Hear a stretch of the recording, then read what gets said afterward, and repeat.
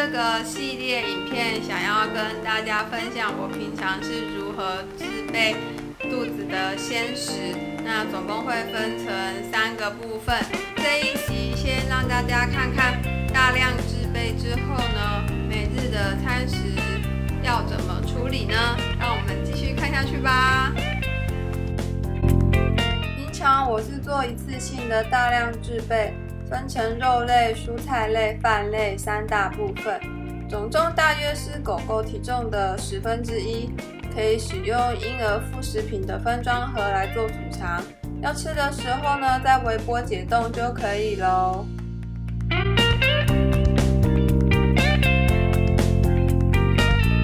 微波解冻之后呢，稍微搅拌，让饭、菜、肉都可以完全的融化均匀。之后呢，加入谷泥，谷泥的量大概是5到10克，稍微搅拌冷却之后就可以吃咯。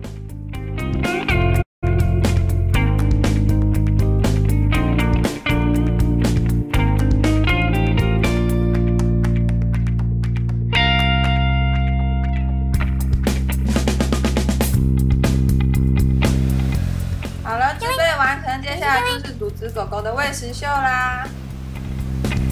首先，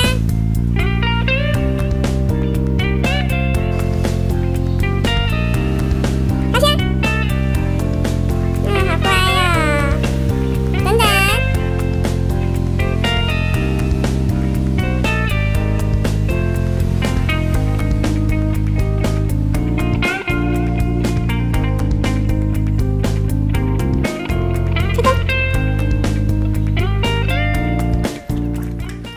肚子吃鲜食之后，每次都吃得津津有味，看着我都饿了呢。之后呢，还会再教大家如何制备菜类、饭类、肉类。